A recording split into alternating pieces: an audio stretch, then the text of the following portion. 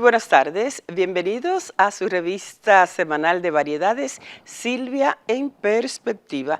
Hoy conversaremos con el dirigente político de la Fuerza del Pueblo, Alberto Tavares, especialista en temas internacionales. Con él vamos a continuar en este programa conversando sobre el tema Venezuela y otros más. También tenemos informaciones en el orden local e internacional. Así es que acompáñenos en esta hora. Soy Silvia García, su anfitriona. En Silvia en Perspectiva, nuestro comentario.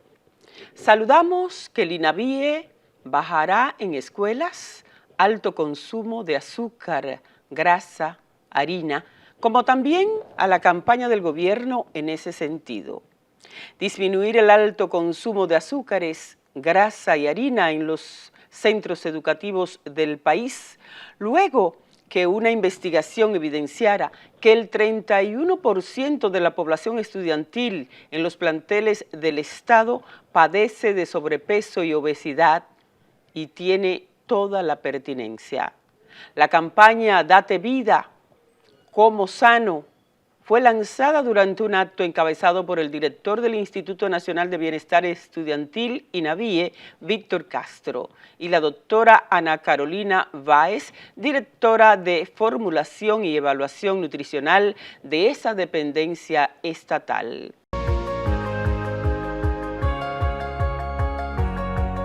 Nosotros tenemos como responsabilidad el bien comer en las escuelas y por eso nosotros hemos ideado una campaña que va a establecer un precedente en República Dominicana. Esta campaña, Date Vida, Come Sano, tal como su nombre lo dice, lo que queremos es llevar ese mensaje textual a la población. Si mejoramos nuestra alimentación, podemos sumar más vida, podemos sumar más calidad de vida y podemos sumar más salud a nuestra vida.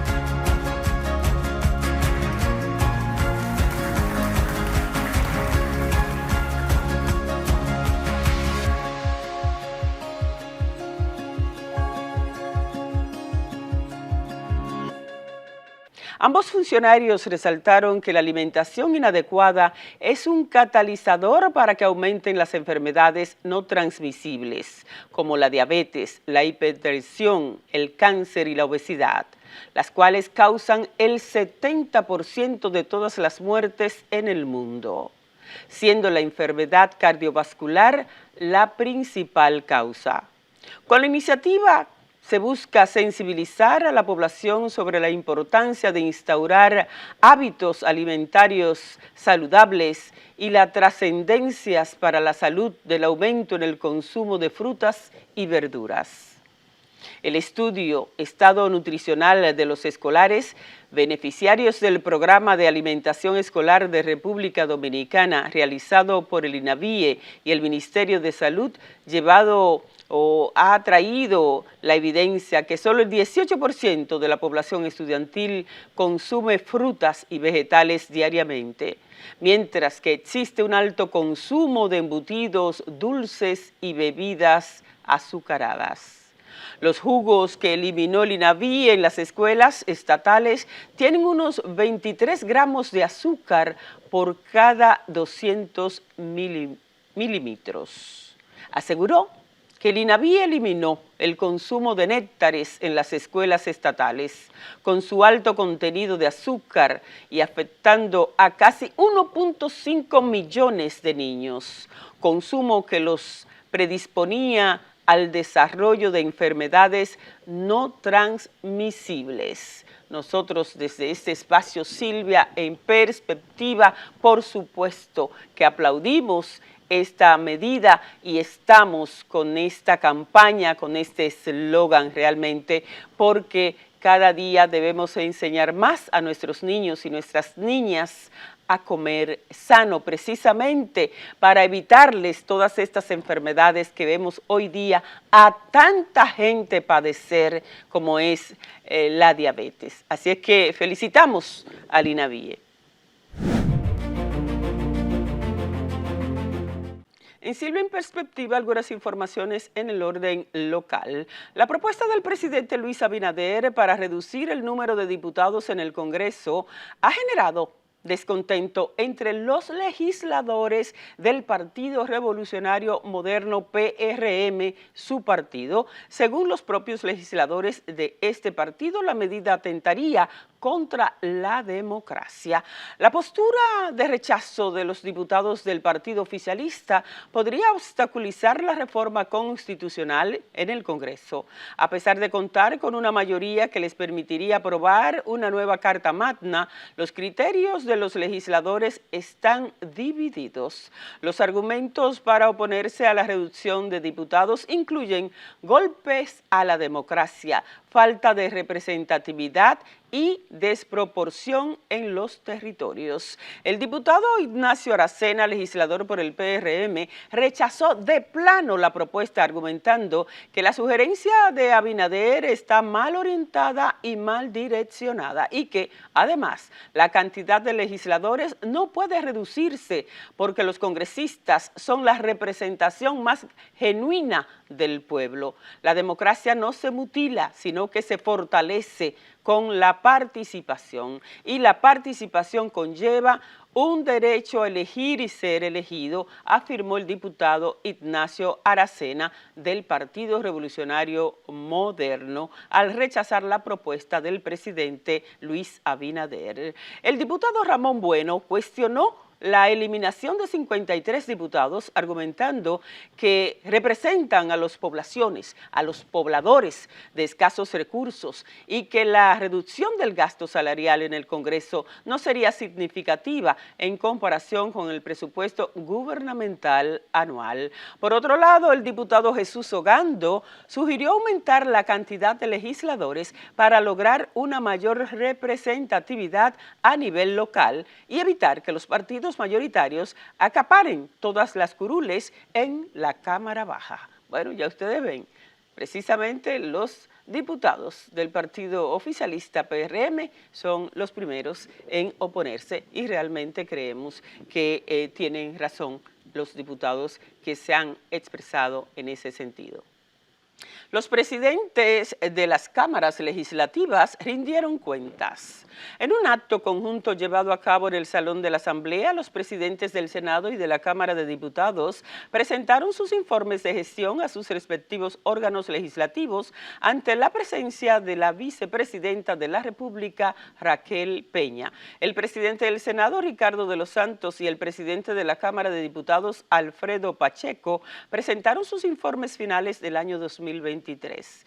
En ellos destacaron que lograron cerrar el año con un balance presupuestario positivo, ya que gastaron menos del 50% del presupuesto asignado. Además, explicaron que en lo que va del año 2024 han mantenido una disciplina financiera similar, gastando menos de la mitad del presupuesto disponible. El Senado ha utilizado el 45.5% de su presupuesto, mientras que la Cámara de Diputados ha gastado el 46%. Los presidentes de ambas cámaras coincidieron que tendrán un saldo positivo al cierre del año. Bueno, nosotras tuvimos la oportunidad de estar presente en este acto de rendición de cuentas de las cámaras legislativas de nuestro país, de Ricardo de los Santos y Alfredo Pacheco, a quienes agradecemos la invitación que nos cursaron para ir a presenciar este evento de rendición de cuentas precisamente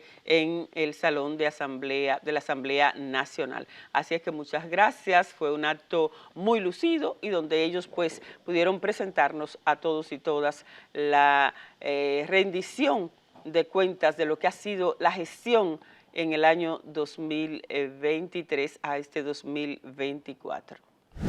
Cumbre sobre Venezuela podría hacerse en República Dominicana la próxima semana. El presidente de Panamá, José Raúl Mulino, dijo el jueves que la cumbre regional que propuso realizar en su país para abordar la crisis postelectoral de Venezuela podría celebrarse la próxima semana pero en República Dominicana, aprovechando la presencia de los presidentes por la asunción del mandatario Luis Abinader para un segundo periodo. Esa reunión que se está tratando de hacer, ya tenemos 6 y 7 presidentes confirmados que vendrían a Panamá, dice el presidente Mulino. Sin embargo, todos o casi todos vamos a coincidir en República Dominicana el próximo jueves y viernes para la juramentación por segunda vez del presidente Abinader, y quizás con la venia del presidente podamos tener allí la reunión, afirmó el mandatario de nuestro hermano pueblo de Panamá, el señor Mulino.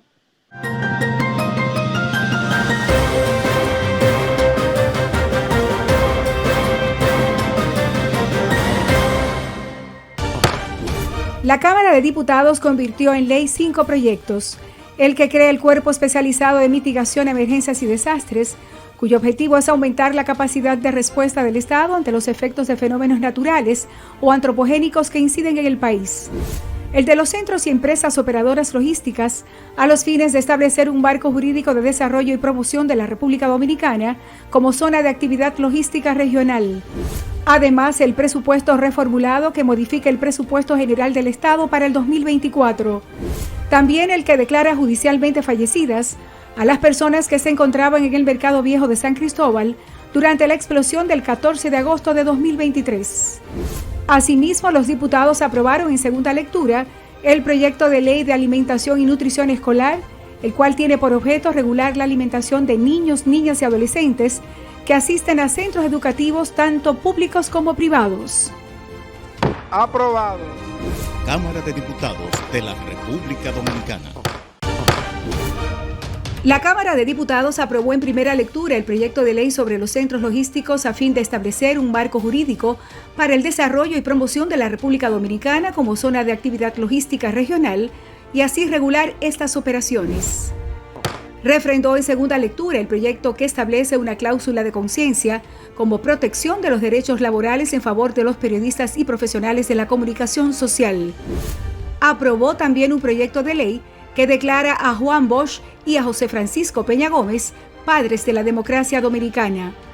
Mientras, la comisión especial que preside Alexis Jiménez, la cual tiene a su cargo el estudio de 3 proyectos de ley que buscan dotar al país de un nuevo Código Penal, escuchó en vistas públicas las propuestas de más de 100 personas y entregó 2 pergaminos de reconocimientos póstumos, uno al periodista Aristófanes Urbáez y otro a la doctora Cristina Guiar Quesada. Cámara de Diputados de la República Dominicana.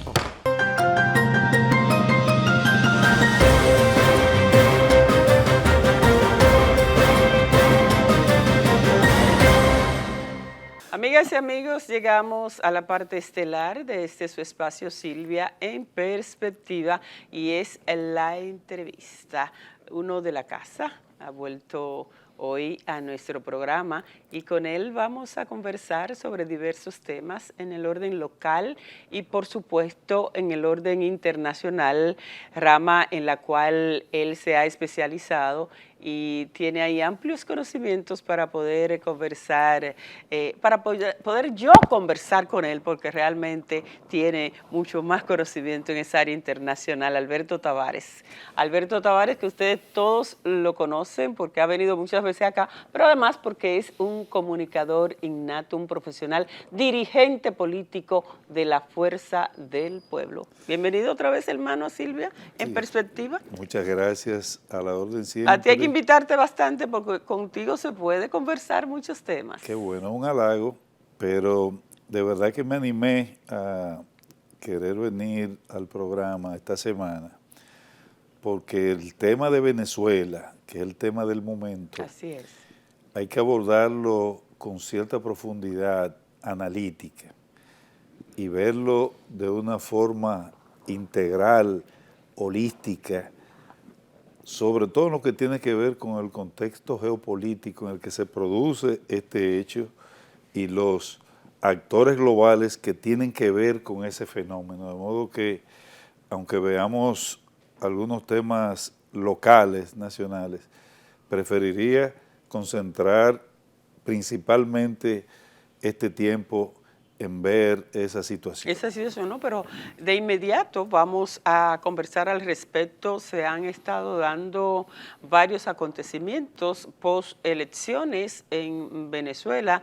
La gran parte de la comunidad internacional, con excepción de los países que todo el mundo conoce, que apoyan al presidente Nicolás Maduro, son los únicos que se han pronunciado apoyando al régimen, porque pudiéramos llamarle así. Vamos a ver cómo tú pues lo enfocas y cómo lo ves. En el caso del presidente Leonel Fernández, estuvo en las elecciones en Venezuela. Todo el mundo, pues mucha gente le criticó el hecho de que fue con el presidente Maduro, que fue como observador. Entienden algunos que fue a apoyar precisamente al presidente Nicolás Maduro. Después vimos inclusive a él referirse, estaba con el expresidente Samper, pero también leímos un comunicado que envió su hijo, el senador electo de la capital, Omar Fernández. ¿Qué nos dice? Te he hecho más o menos un recuento y te doy a ti el espacio para que puedas conversar con nosotros. Sí, yo pienso que la participación del presidente Fernández en estas elecciones, que no es nuevo, como él publicó en un periódico nacional, específicamente el Listín Diario, en su trabajo que hace todos los lunes, hizo un recuento de todas las elecciones y los momentos complicados en Venezuela en los que ha participado y ha hecho su contribución para la paz. Pero antes de llegar a esa parte, me gustaría plantear el escenario geopolítico. Plantéalo. Mira, que es muy importante, sí, porque hay sí, que conocerla, para claro. para que la gente tenga una idea de que estas no son unas elecciones cualquiera. Y entremos más en el contexto. No son unas elecciones comunes. Eso no es que el dictador, que salga, que te ganó, que te perdió. Esto Pero ¿y por qué no son unas elecciones como en cualquier otro país? No son unas elecciones porque ahí vale recordar un libro del profesor Juan Bosch que se llama De Cristóbal Colón a Fidel Castro, el Caribe frontera imperial. Así es. Porque esta es una región en la que los imperios, desde que esto fue descubierto por España, comenzaron a sus disputas en Europa por el dominio en el continente, trasladarla a esta región del Caribe, y servía esto hasta para reparto y para compensar pérdidas que tenía un imperio en Europa, se la compensaban con una isla del Caribe. Sí, por eso tanto territorio, islas pertenecen a que sea Holanda, que sea Francia, que sea España. Entonces, ¿qué resulta? Que en la actualidad el mundo está viviendo un momento de redefinición del nuevo orden mundial. Y así lo explica bastante bien Henry Kissinger en un libro que se llama así mismo, Nuevo Orden Mundial. El canciller.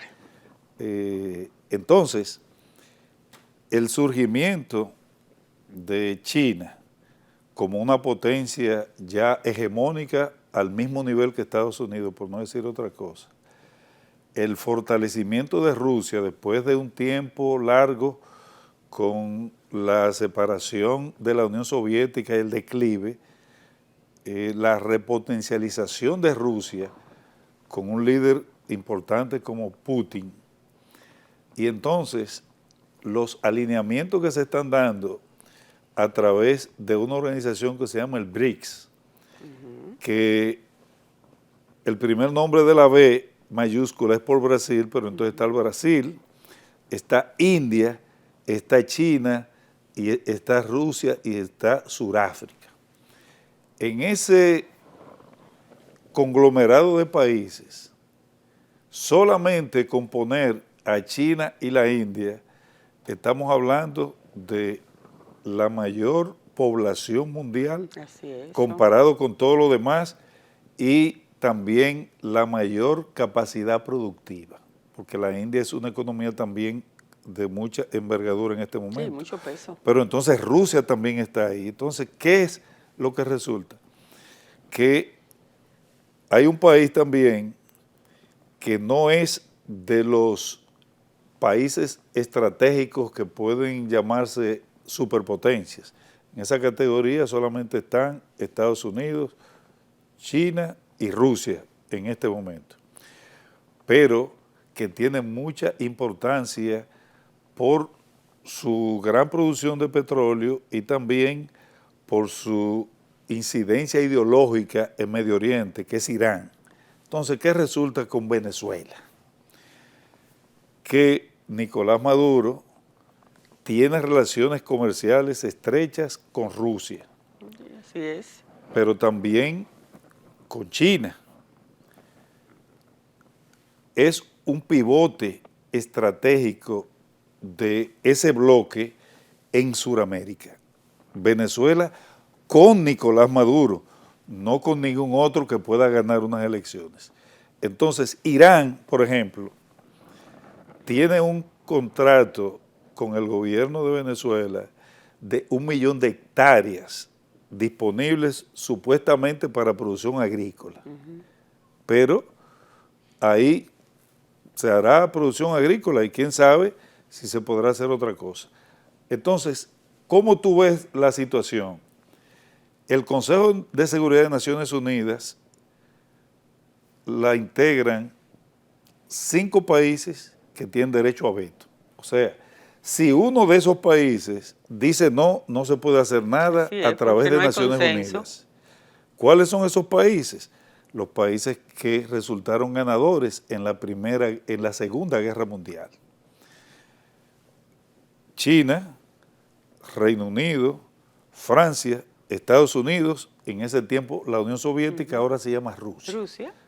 La Federación Rusa. La Federación Rusa, sí. Entonces, cuando el presidente Putin de Rusia y el presidente Xi Jinping de China reconocen de inmediato a Maduro como presidente electo, le están enviando un mensaje a los Estados Unidos de que ese cuenta con el respaldo de nosotros, mira a ver lo que tú puedes hacer ahí. Sí, eso es verdad, pero que cuenta con el respaldo real. Pero cuidado con inventar. Entonces, ¿en qué posición están los Estados Unidos? Que es el país que puede empujar una transición hacia un partido probablemente más democrático que el que está gobernando. ¿Cuál es la situación? Que Estados Unidos en el 2002 hizo unos acuerdos en Doha con el gobierno de Venezuela como consecuencia también de la guerra de Rusia y Ucrania para tener acceso a los recursos petroleros de Venezuela.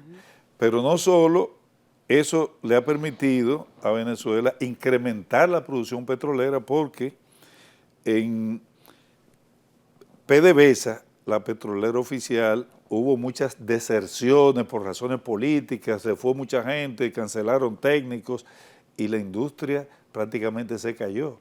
Al firmar estos acuerdos con el gobierno de los Estados Unidos, entonces empresas importantes norteamericanas han potencializado la producción petrolera en Venezuela. Pero además se ha firmado un acuerdo con Chevron, que es una de las grandes empresas energéticas de Estados Unidos, para la exploración del Orinoco, donde está la reserva de petróleo más grande del mundo. Entonces resulta que Venezuela es un país muy estratégico porque allí es el país que tiene la reserva de petróleo más grande del mundo, pero además tiene gas y tiene tierras raras, tiene una riqueza realmente un país mineral rico, exuberante, pero además entre el Orinoco y el Amazonas se concentra el 20% del agua de todo el planeta. Quiere decir que es un lugar de suma importancia estratégica para el conflicto entre los imperios. Entonces, bendecido realmente. Bien, entonces, cuando se dan unas elecciones que pudiera decirse, no, pero que, ¿y por qué tú estás diciendo eso? Pero esa es la geopolítica, Alberto, y la gente, el que ganó, ganó, y el que perdió, perdió. Y la gente, Alberto, bien, el pueblo. Bien, entonces ahí es que entra el asunto de que Maduro, mientras tenga el apoyo de esas potencias. De la forma que tiene de esas potencias y los intereses que hay en esas potencias, entonces tiene que producirse una recomposición, como yo lo veo, una recomposición a lo interno de la sociedad venezolana, desde fuera. Ella todo el mundo inhabilitan. A Corina Machado la inhabilitaron. Ella tuvo que liderar este proceso. Sí. Incluso ahora, mira, le quieren formalizar un expediente a ella y al ex candidato para llevarlo a la cárcel. Mira, en términos estratégicos, la fórmula que pudiera tener la oposición política es lo que un famoso estratega que se llama Vasily Delhar llama la aproximación indirecta, que quiere decir que el conflicto directo es muy poco probable que lo pueda ganar por la consolidación que tiene el régimen y por los apoyos externos. Entonces, los Estados Unidos, ¿qué limitación tienen? Los Estados Unidos tienen la limitación que Maduro le dijo al otro día de las elecciones: tengan cuidado de cometer el error de su vida. Lo dijo así mismo, yo lo escuché. Porque si ustedes proclaman a este señor como presidente, los contratos que yo tengo firmados con las empresas norteamericanas se los voy a pasar a los países del BRICS. Así mismo lo dijo. ¿Y qué pasó? ¿Por qué Estados Unidos se pronunció? ¿Qué pasó? Estados Unidos en principio salió que reconocía a Edmundo González como presidente, pero después hubo una declaración diciendo que no era que lo reconocía como presidente, lo reconocía como ganador de las elecciones y pedía un proceso de negociación para que se dé la transición democrática, que no es lo mismo. No, no es lo mismo, porque reconocerlo es no como lo presidente mismo. porque ya es... Pero... Exactamente. Entonces, y entiendo que Estados Unidos hace lo correcto en no hacer un reconocimiento directo, porque no gana nada el señor Edmundo González de que le pase lo mismo que Guaidó, que lo proclamen como presidente y no pueda asumir la presidencia. Ganaría más con un proceso de negociación política donde la oposición tenga garantías de algún proceso negociado, consensuado, con participación de comunidad internacional, con participación de Naciones Unidas, donde se pueda hacer algunos avances en términos democráticos. Pero, Alberto, se dicen que tienen las actas y las actas muestran y incluso se han mostrado que perdió el presidente Maduro esas elecciones con más del 70% de esas actas para el voto para el candidato Edmundo. Entonces, ¿qué tú opinas? ¿Por qué tiene que permanecer, Alberto, una persona en el poder cuando ya el pueblo te dice a ti que no? Yo te expliqué que Maduro... Una geopolítica, yo no entiendo esa parte. Yo te expliqué que Maduro no es Maduro nada más, porque no es solo el tema del conflicto imperial. Que va mucho más allá. Sí, no solo eso, es también a nivel interno que tiene una consolidación de un partido que tiene 1 millón... Pero no tiene el pueblo, Alberto. Escúcheme, un partido que tiene 1 millón de militantes adoctrinados ideológicamente. Tiene unas Fuerzas Armadas adoctrinadas ideológicamente y compactas alrededor de él.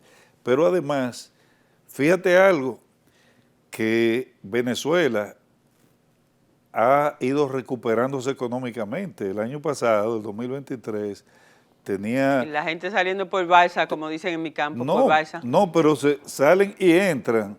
Entonces, el año pasado hubo reflejó crecimiento económico y este año también, lógicamente, se refleja crecimiento tomando en cuenta todo lo como estaba anteriormente, pero se refleja un crecimiento ahora. ¿De dónde viene el crecimiento económico de Dejémoslo Venezuela? ahí. ¿De dónde viene el crecimiento? Dejémoslo ahí mientras tanto para hacer una breve pausa. ¿De dónde viene el crecimiento? Bueno, para que tú nos expliques entonces esa partecita. Volvemos de una vez. ¿De dónde viene?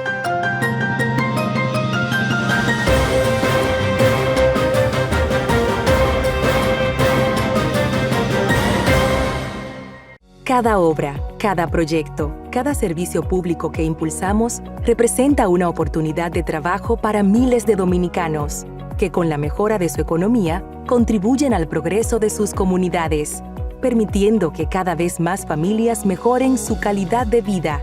Por eso, en la Dirección General de Alianzas Público-Privadas, integramos lo mejor de dos sectores para llevar a la realidad proyectos que generen mayores oportunidades para la gente.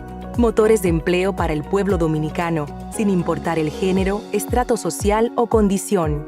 Iniciativas que, una vez concretada su ejecución, redundarán en más puestos de trabajo y un mayor bienestar social y económico a partir de su puesta en marcha. De esta manera, en la DGAPP, contribuimos al sueño de convertirnos en un país con más y mejores oportunidades.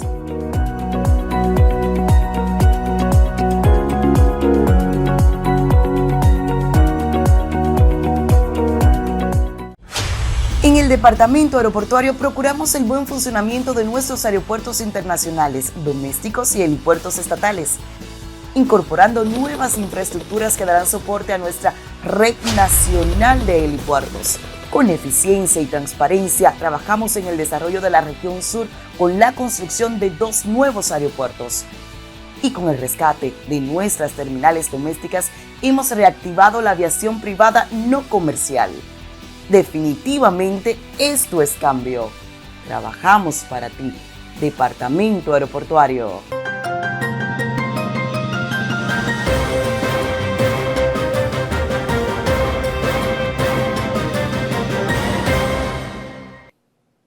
Al marcharnos a la pausa, Alberto, decías, ¿de dónde viene el crecimiento económico de Venezuela?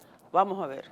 Bueno, Venezuela ha recuperado algunos sectores. Venezuela, el tema de ganado vacuno, eso se ha recuperado. ¿Tú crees que le da para un crecimiento económico el ganado vacuno? No, yo te voy a mencionar algunos de los aspectos. Ese, y Venezuela está exportando carne en una dimensión. En gran mayoría. En una dimensión importante. En gran cantidad, digo. Sí. Entonces, Venezuela tiene un ingreso que nunca había tenido. Producto del mismo sistema, la gente ha salido, pero ¿qué pasa?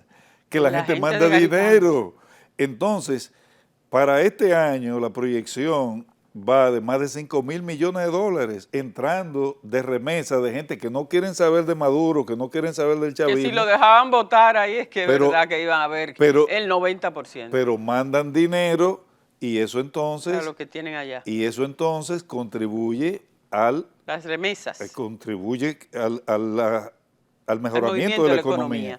Pero también con el aumento de la producción petrolera, ayudado por empresas de los Estados Unidos, que se benefician, pero al mismo tiempo benefician sí, claro, a Venezuela. Hay un movimiento económico. Porque hay beneficio económico, entonces ha habido cierta recuperación.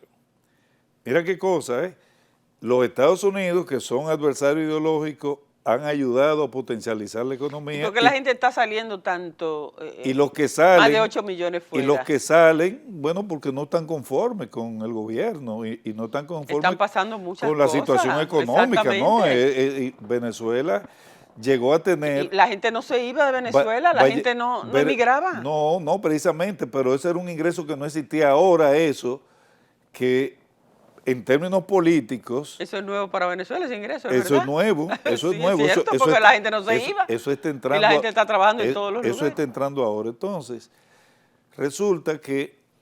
Pero para mal vivir, Alberto, están esa gente pasando muchas cosas. No, definitivamente. En todos lados. Venezuela llegó a estar en una inflación de 3.000%. Wow. Y ahora, según los reportes de organismos internacionales, se reflejó el año pasado que estaba en 190%.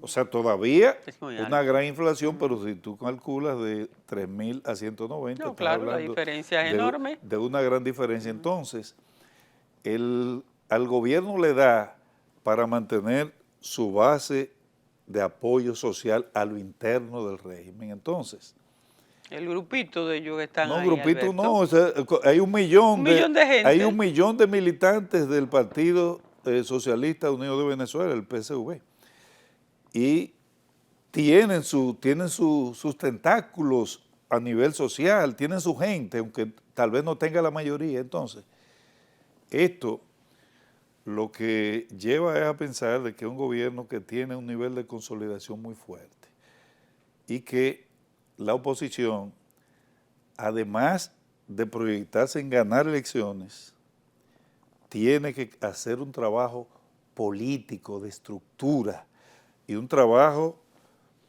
y un trabajo. ¿Tú crees que es fácil en un No, sistema yo no he hablado de como nada el de Venezuela? Yo no he hablado de nada fácil. Donde todo se lo impiden, donde todo es vamos a meter preso a fulano. Yo no he hablado de nada fácil, porque aquí tampoco, Porque tú sabes que no es fácil. y hacemos la relación, aquí tampoco es fácil, pero, No es fácil, pero ni imaginarse. pero siempre hay algo que tú puedes hacer. Entonces, es un problema, como yo he dicho. Mira Guaidó, mira Capriles, mira Leopoldo López, todos han tenido que abandonar. Sí, pero entonces, pero porque mira, ponen en riesgo su familia, todo. Sí, pero mira, en esa mención que tú haces, donde queda un problema de la oposición, porque esos que tú has mencionado dejan de ser líderes, pero por el hecho de que tú tengas que salir del país, no tienes que dejar de ser líder. Si hay una cohesión política, porque cuando Peña Gómez... Han tenido que dejar de ser líder porque ya tuviste. No, pero no es... La suerte es que María Corina Machado, esa mujer ahí con esa gallardía. Sí, pero fácilmente ahora este proceso no se puede hacer la transición y para el proceso que viene tal vez hay otro líder, entonces eso es un problema. No, entonces no hay consistencia eso, y no. Eso es un problema. Ahí tienes razón. ¿Tú me entiendes? Entonces, sí, tienes razón. Entonces no es solo... Porque no hay una oposición coaccionada que permanezca, ¿verdad? Y que no vea la política como un evento electoral, porque como evento electoral le va a ser muy difícil romper esa estructura que está tan consolidada con fuerzas internas y con fuerzas externas, poderosas. Y que se beneficie. ¿Entiendes? Esa estructura se está beneficiando de un gobierno de 11 años y ahora querer 5 años más. Bien. Y yo digo, pero ¿por qué hay que permanecer en el poder tantos años sin darle la oportunidad en un pueblo? Porque se trata de un pueblo entero, ¿entiendes? Mira, eso en cierto modo es una ingenuidad tú hacerte esa pregunta. Ay, no. Porque es que me lastima lo habitual, ver los venezolanos así por todos lados. Lo habitual en el político que llega al poder es permanecer. Es permanecer. Es permanecer. Sí, Entonces, pero permanecer, fíjate que solo de su partido es él nada más. Yo me atrevo a apostarte que, por ejemplo, está la Fuerza del Pueblo, que tú eres dirigente. Leonel Fernández aspira, pero ahorita viene el 28, puede hacer que aspire otra vez, pero estoy seguro que llega el 32 surgen otros candidatos. Y los partidos, por ejemplo, el Revolucionario Dominicano, el PRD, ha tenido varios presidentes de la República, pero han sido diferentes. Antonio Guzmán, Salvador José Blanco, Hipólito Mejía, ahora se fueron al PRM, Luis Abinader, y me imagino que, bueno, ya con la Constitución se lo prohíbe y la reforma constitucional no creo que después de haber dicho tantas veces Luis Abinader se atreva a reformar la Constitución para aspirar nueva vez. ¿Qué tú crees de eso? Sí, lo que sucede es que el escenario de aquí es muy diferente al escenario de Venezuela, porque ahí tenemos un gobierno que ya tiene una orientación ideológica totalmente de izquierda y socialista.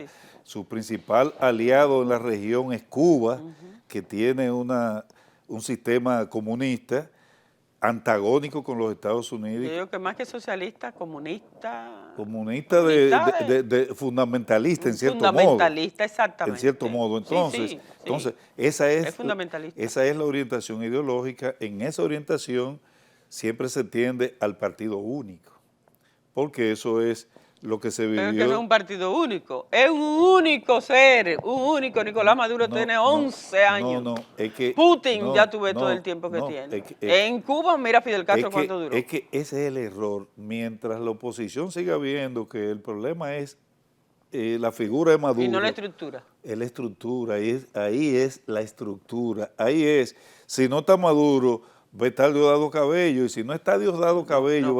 No quiso dejarlo Chávez a Diosdado, sabía lo que era. Va a estar otro. Entonces, y se equivocó entonces mira, para que podamos llegar a alguna conclusión inteligente de qué se puede recomendar, tiene que ver la oposición esto como un problema complejo.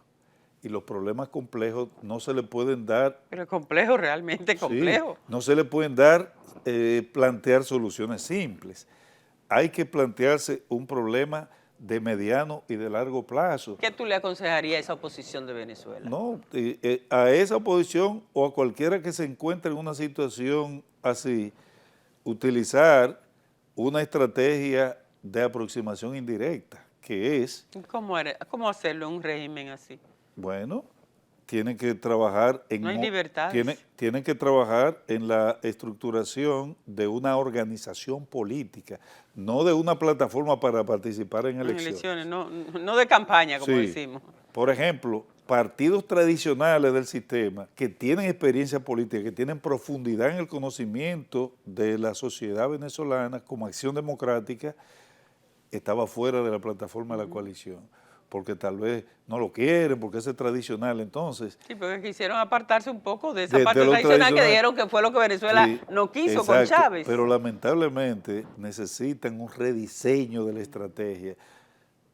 Tienen que incluir los tradicionales, tienen que Mantenerse unidos también dentro de toda esa tienen que parte. mantenerse unidos y mantener un liderazgo, porque por ejemplo, aquí Juan Bosch, Si se desploman los liderazgos, Juan no hay Bosch nada. se fue del país y formó el PRD en Cuba en el 39, pero cuando en el 61 cayó Trujillo, la comisión que vino, que no vino él, fue mandada por él, pero cuando se dividió el PRD, Peña Gómez aún estuvo un tiempo fuera en Europa, siempre sigue siendo el líder del PRD.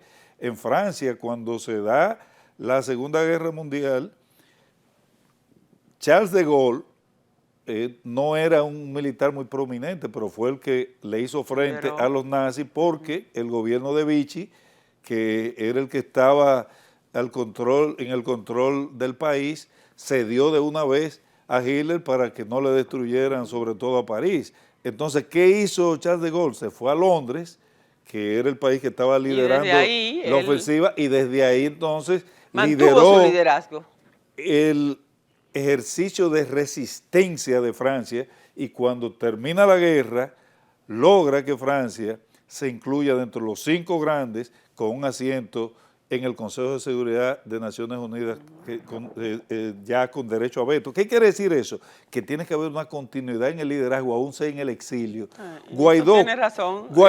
¿qué rol ha jugado en este proceso? Ninguno. No. Entonces no puede ser así. Estuvieron ausentes. Yo los vi dando declaraciones, sí, no, pero no, es que no se trata de eso. Tiene razón. No se trata de eso. O sea, no pueden verlo como un asunto puramente electoral. Entonces, si realmente quieren salir de ese régimen. Sí, exactamente, pero tienen que hacer no solo el sacrificio personal como Corina Machado y jugarse su vida y todas esas cosas.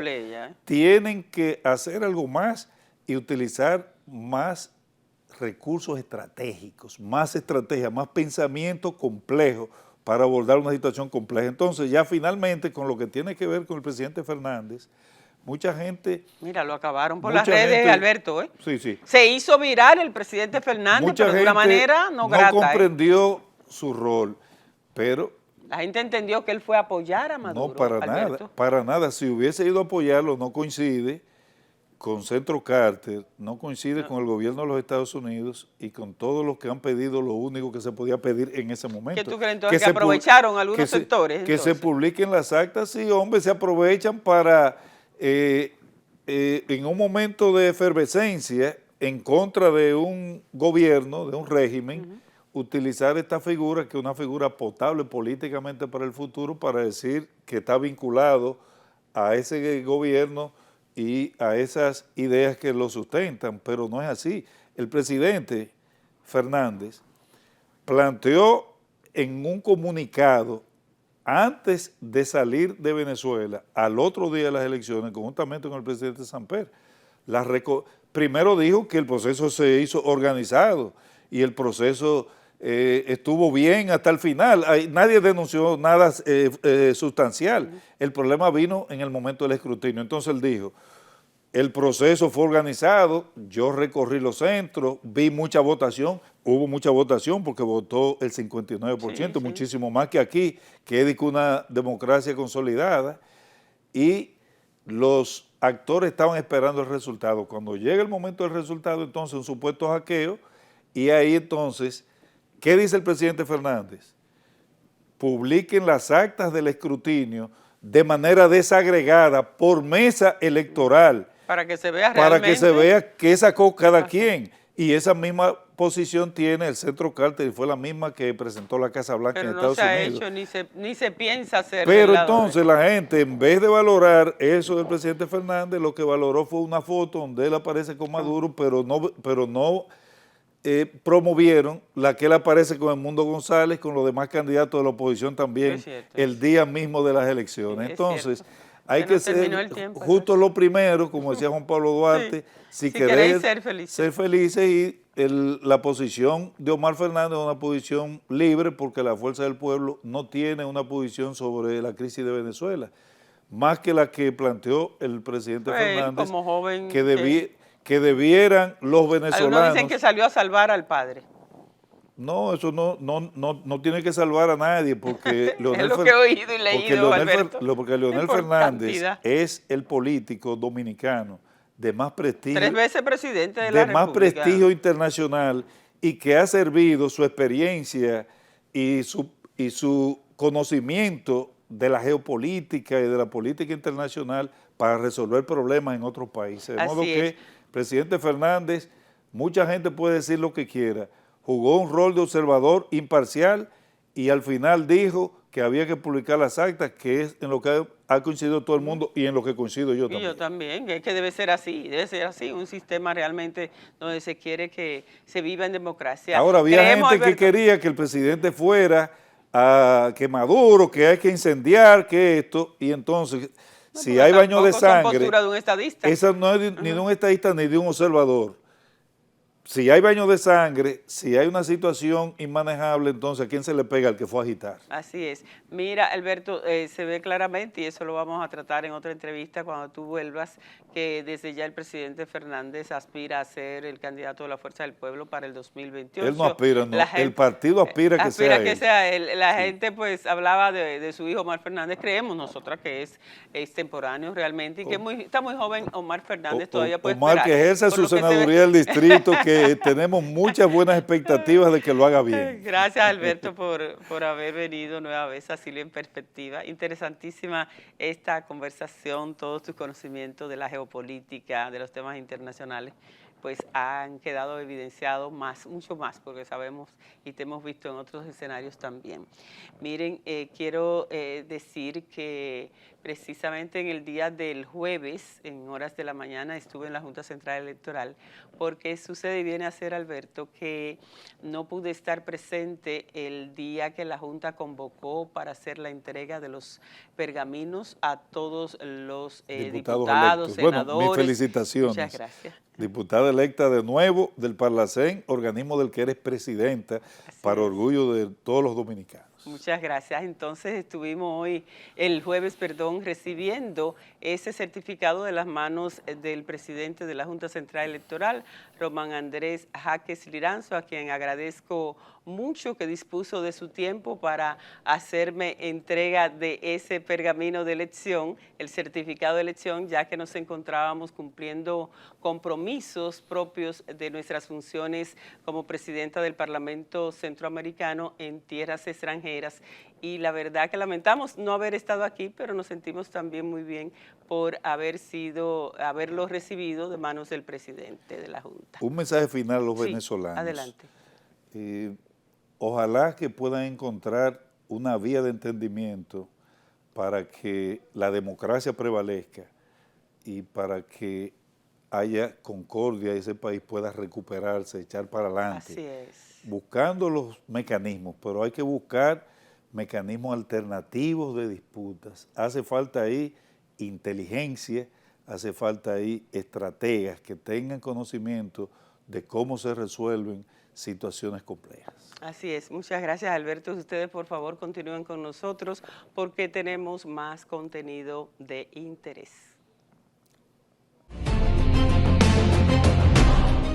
En el día de ayer, amigas y amigos, nos enteramos de una infausta noticia y nos llenó de mucha tristeza recibir esa información del fallecimiento del obispo Elvis Medina, El equipo de trabajo de este espacio Silvia en Perspectiva, tanto de la producción como de quienes aquí los técnicos en este canal de nuestra casa Teleradio América, recordarán que el obispo Medina estuvo por aquí en varias oportunidades. El pasado 6 de mayo fue la última entrevista que le realizamos al obispo Medina y ya ha partido. Ha partido al lado del Señor un caballero, un hombre elocuente, respetuoso. A la sazón se desempeñaba como secretario nacional de cultos del Partido Revolucionario Dominicano, que le ha llorado su familia. Nosotros pues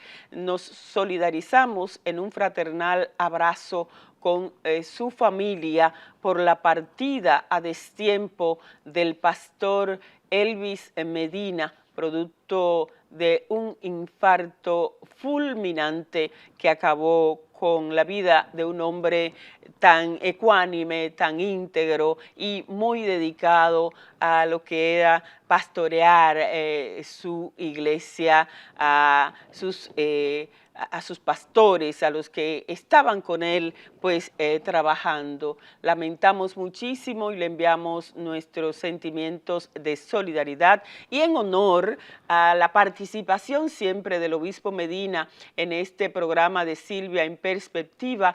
Vamos a ver una parte, aunque sea productor, de las entrevistas o de la última entrevista que le hicimos al pastor Elvis Medina, que en paz descanse.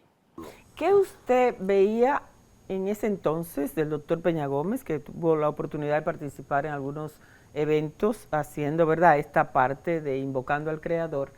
Ahora, entonces, con Miguel Vargas, que usted ha estado trabajando tan de cerca. Mira, hay una realidad que yo creo que, como dijo Fidel, haciendo una evocación de lo que había dicho José Martí, la historia es la que absorbe a los hombres. Y decía Eugenio María de Hosto sobre América infeliz, Sí. que admira a tus grandes hombres cuando son tus grandes muertos. Así es, Y entonces, después que se van. Después que se van. Yo creo que eso le pasó a Peña Gómez. Una frase, sí. Muy lamentable que un hombre de la estatura y las dimensiones humanas y espirituales. Y con 62 añitos. Peña Gómez no pudiera ser presidente. Relativamente joven, sí. Creemos que el país se perdió realmente. Se perdió. De la grandeza. Bueno, es como una maldición. Si tú observas, Duarte no fue presidente. Cierto. Y fue tan grande. Y fue el dominicano más insigne, más grande que ha habido. Claro. Marie-Lady Paulino estaba en periodo de gestación cuando la francesa Marie-José Pérec establecía el récord de los 400 metros de Juegos Olímpicos, una hazaña que selló el 28 de julio de 1996 en la edición de Atlanta 1996. Paulino, de 27 años, ya había dicho a las agencias internacionales que lo que viene es una bomba. Y no pudo caer en mejor sitio. El Stade de France, la pista del legendario parque en el que tantas veces compitió Pérec. Al cruzar la meta, Paulino sellaba el récord en 48.17, superando los 48.25 de la francesa. Así demuestra su condición de favorita de la vuelta completa y la líder desde Tokio a la fecha. Queremos agradecer este obsequio, este gran regalo que nos ha enviado nuestro amigo el doctor Guido Gómez Mazara de su libro, su más reciente libro, Transición Electoral 1966-1996. Este es el tomo 1. El tomo 1 lo vamos a leer porque de entrada lo vemos muy interesante. Agradecemos al doctor Guido Gómez Mazara, que es un compañero de esta empresa televisora de Teleradio América, que también es su casa, pues tiene su programa acá, y entonces nos ha enviado este libro que vemos puede ser de muy buena lectura y lo vamos a aprovechar. Gracias, Guido, por este regalo tan valioso. Muchas gracias. Amigas y amigos, de esta manera llegamos al final por la tarde de hoy de su espacio Silvia en Perspectiva. Agradecemos a Dios y a todos ustedes por la sintonía que nos brindan y esperamos estar con ustedes el próximo sábado. Dios así lo querrá, como también que continúen disfrutando de este fin de semana. Bye bye.